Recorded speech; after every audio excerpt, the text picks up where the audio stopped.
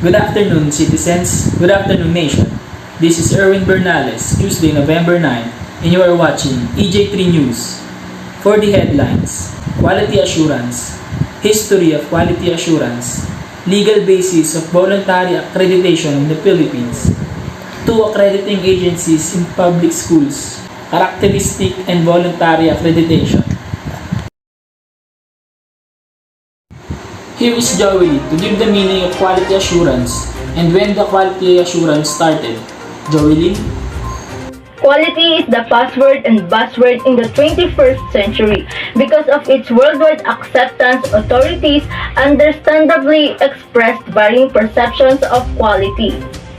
The British Higher Education Council admitted that quality is difficult to define, but concluded that quality is the central mystery of British higher education, a mystery in all the variants of meaning and nuance of which the word is capable. The United States Higher Education Council stated that no single workable definition of quality is possible and also concluded that the best approach is to look for characteristics or indicators. But the former CHED Executive Director, Dr. Roger Perez, defined the quality. He stated that quality is not perfection. It is improving your previous best and showing that you are at the leading edge in most aspects. The concept of quality includes a set of standards against which things, situations, or institutions are evaluated in order to determine the degree of quality that they possess. Assurance is the declaration of a commitment aimed at giving confidence to one's intended clients, customers, or public. So quality assurance is demonstrated by a system of principles and practices arranged logically to achieve certain predetermined quality, goals, or objectives. The quality assurance begins in 2560 BC, wherein early civil engineering projects needed to be built from specifications like the Great Pyramid of Giza, which was built. And in the Kingdom of England, or King John of England, in 1199 to 1216, it is the royal government's purchasing materials were interested in quality control as customers. So King John of England appointed William Rothman to report about the construction and repair of ships. Also in the Middle Ages, it is guilds assumed responsibility for quality control of their members, setting and maintaining certain standards for guild membership.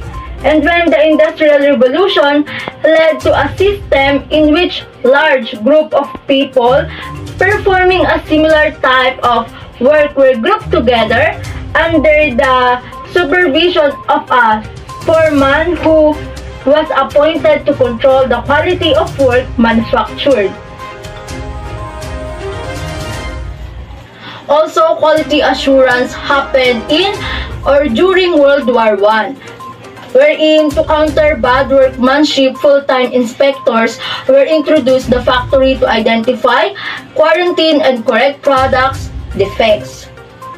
And in 1930, the systematic approach of quality started in industrial manufacture, mostly in the United States of America, with the impact of mass production was required during the World War II it became necessary to introduce a more appropriate form of quality control, which can be identified as statistical quality control, or SQC. And also during the World War II, many countries' manufacturing capabilities that had been destroyed during the war were rebuilt. So the United States sent General Douglas MacArthur to oversee the rebuilding of Japan. So during this time, General MacArthur involved two key individuals, which is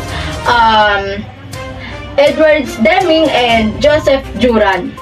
Beginning of quality assurance here in the Philippines is happened or started in 1950s, wherein the Philippine private higher education institutions having two associations laid the groundwork for the voluntary accreditation of private schools, colleges, and universities. So the first association is that the Philippine Associations of Colleges and Universities, or called PACU, and the other one is the Catholic Education Association of the Philippines, or CEAP. Joelyn Gan, EJ3 News. Thank you, Joelyn, for the information. Here's Joanna for the flash report. Joanna? Yes, Erwin. Legal basis of voluntary accreditation in the Philippines. What is Education Act of 1982? Batas Pambansa Bilang 232, or better known as the Education Act of 1982, provides the latest and more specific provision on rights, duties, and parents' relation to education. This was an act providing for the establishment and maintenance of an integrated system of education. In accordance with Section 2, this act shall apply to and govern both formal and non-formal system in public and private schools in all levels of the entire educational system. The first big boost in voluntary accreditation movement was the issuance of the implementing rules and regulations for Batas Pambansa 232, other known as the Education Act of 1982.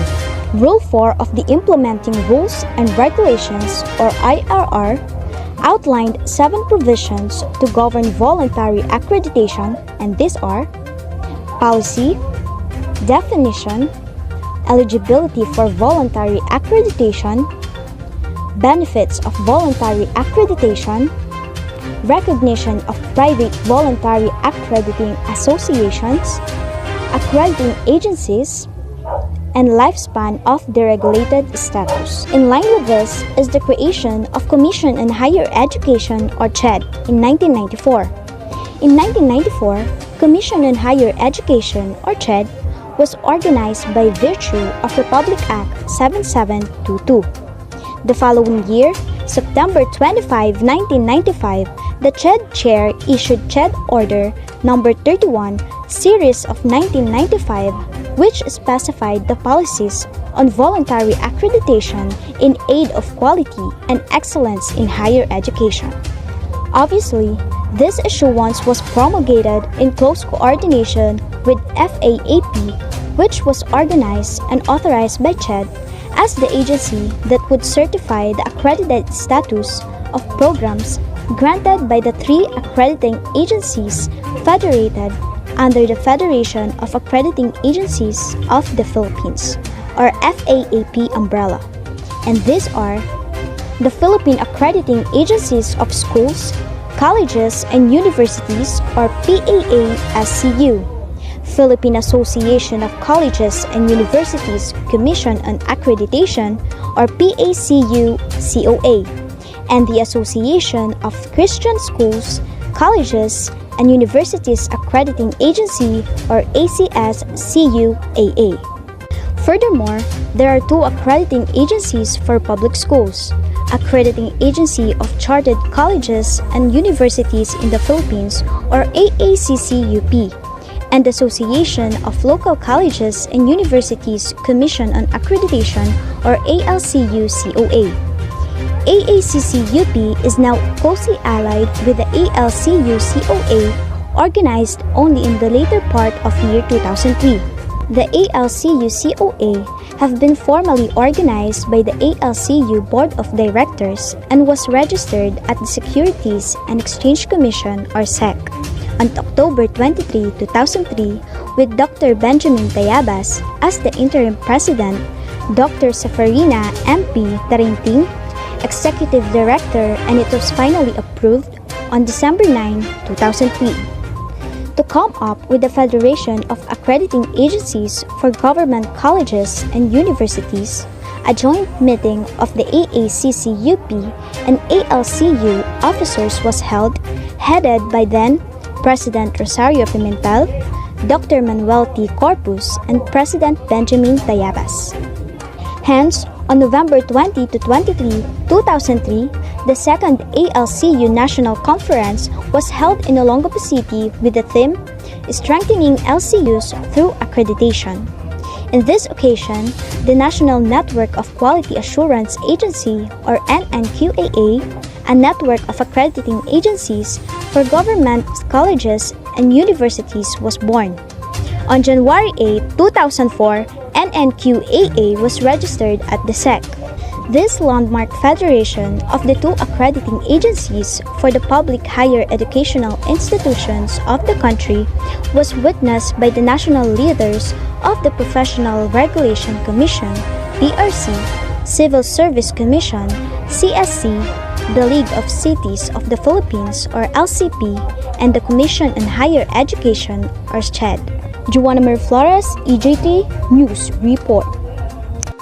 Here's Jidel to give the information about accreditation and its characteristics and benefits. Jidel? Yes, Erwin. So for the next topic, characteristics of voluntary accreditation. First, accreditation is based on accepted standard. If a school has standards that an organization looking for, the accreditation will be followed. There's a standard that you need to comply before an organization recognizes you. Accreditation is primarily concerned with the students' learning welfare, growth, and development. Accreditation is always based on how to develop the student's skills and also the growth of each individual. Accreditation provides opportunities for institutional growth through self-study, evaluation, and self-regulation. Accreditation gives a chance to an institution to be recognized and to create a better facilities for the better growth not only the students but also for the growth of an institution. Accreditation admits periodic review, criticism, and readjustment of its criteria, policies, and procedures in response to changes in education. Like what we are experiencing now, changes of educational platform that will deal both of our teachers and students. Accreditation can create another criteria that the school need to follow for us to make the better execution of education through online.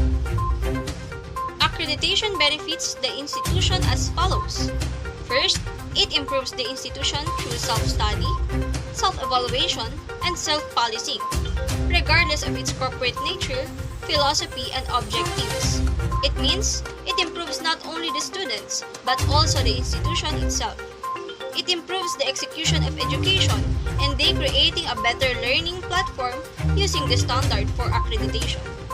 Next, it guides the public parents and students in the choice of quality schools that will meet their individual educational needs.